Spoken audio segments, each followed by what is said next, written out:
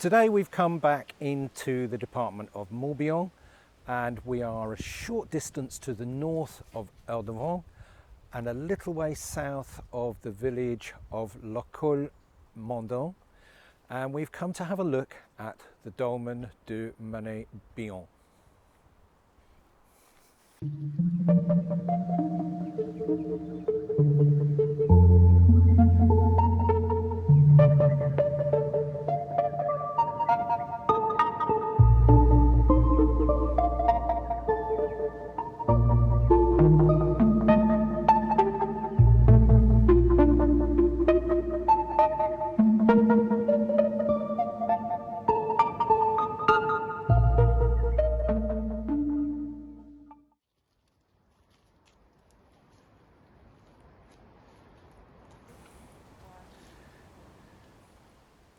Here at Mané-er-Loh we have two tombs side by side within a single mound. The mound is located at the northern end of a ridge which overlooks a stream which is a couple of 100 meters to our west.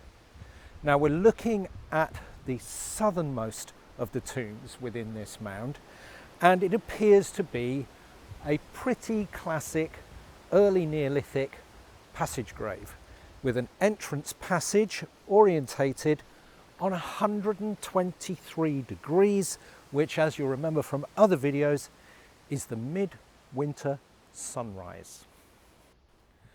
Now, as I've said before, these passage graves tend to be characterized by having these entrance passages with a very low roof at the beginning, making the entry to these chambers quite tight, probably too tight for an adult.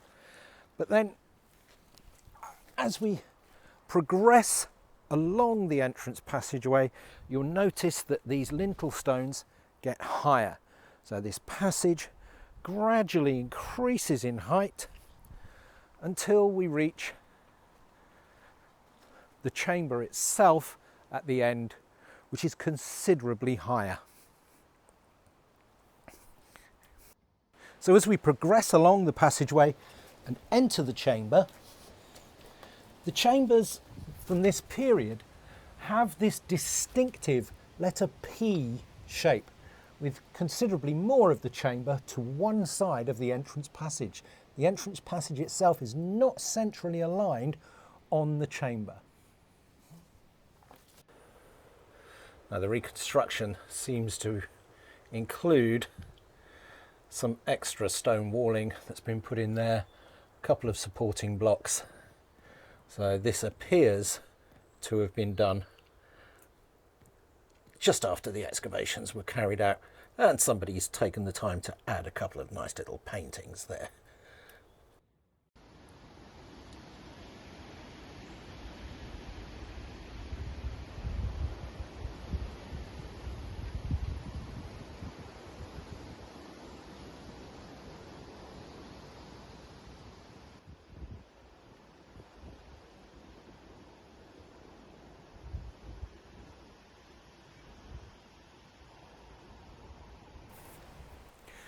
Now, immediately adjacent to the early Neolithic passage grave, we have this angled grave next to it, which is probably some few hundred years later.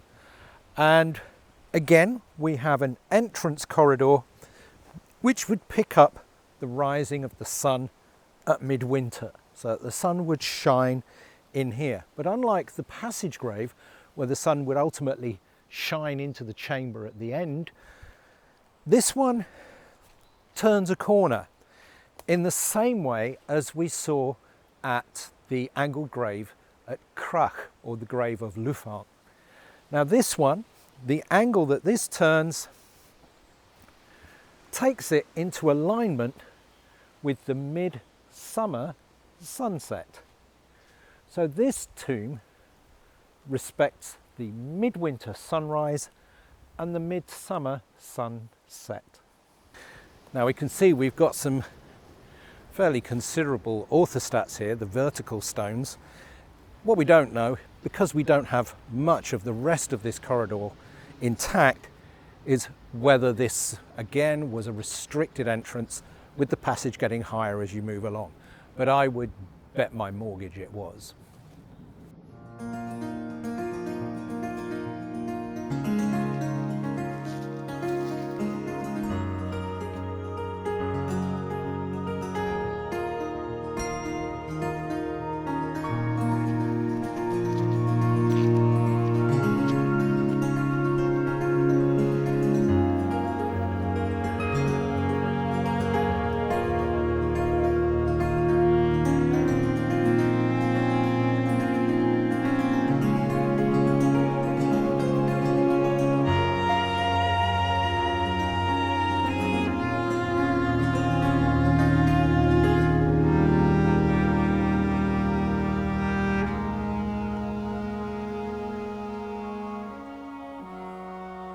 So now we've come to the southern end of the ridge where we found the dolmen de Mané-er-Loh, and here we're at the Mané-er-Loh couverte.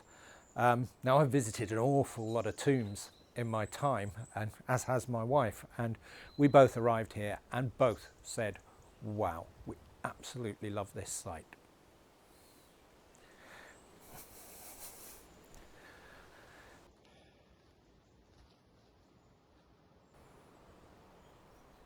Now, as I've told you many times before, these entranceways tend to be quite restricted and quite low. This one's a little bit unusual in that the orientation of this is 150 degrees, which doesn't appear to be a major solar alignment, but perhaps there's a lunar alignment that lines up on this, or perhaps this angle was important for some other reason, and maybe a bit more research will make that clearer. So as we move along the passageway, we find that these lintel stones just get progressively higher by a little bit. I'm going to dive in. You'll probably hear me say, ow, I will probably bang my head. But all the time I'm in here, I'm also on the lookout for any signs of rock art. Now this one is a little bit tight and a bit squelchy. I have muddy knees, but that's all part of the joy of exploring these sites. So let's come out. Our roof is getting a bit higher. Now the passage is turning. We have a long curve to this passage. So we're gradually turning off that 150 degree orientation, and we're switching around to then approach the terminal chamber of this passage. That was a whoops moment there. I nearly fell over a stone. There is a stone lying on the floor here. Now, whether that is a fallen orthostat or whether that was part of the original floor of this monument, I don't know. Maybe we'll have a little dive into the excavation reports and find out later on. The chamber at the end is not that high, but it's worth remembering that the original floors of these would have been a bit lower than they are today. So I would imagine that somebody would have been able to stand upright in here. The orientation of this one does have a solar alignment, and this one faces the midsummer sunset.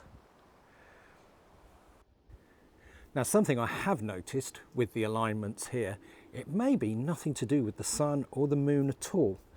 I mentioned earlier that there's a stream just to the west of this site, maybe 200 or 300 meters away. And this end of the passage looks towards that stream. Now, we're also not too far from the coast here. Carnac is over there with its world famous monuments. So the sea is off the other end of this passage.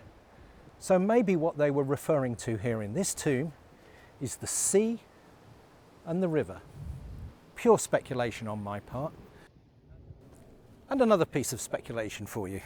I've noticed that at the present time, the angle of the mid-winter sunrise from this part of Brittany is 123 degrees. Now, if they were celebrating that midsummer or midwinter solstice as the beginning of their year, then is it a coincidence that the angle is 1, 2, 3?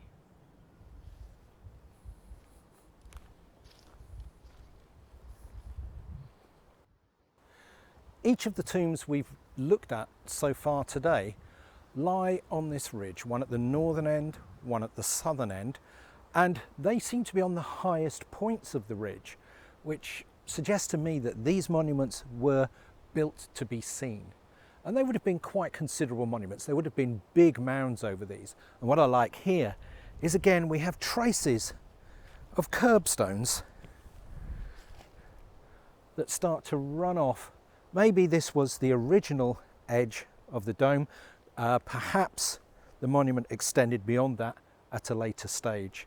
But in terms of preservation, this monument is fabulous.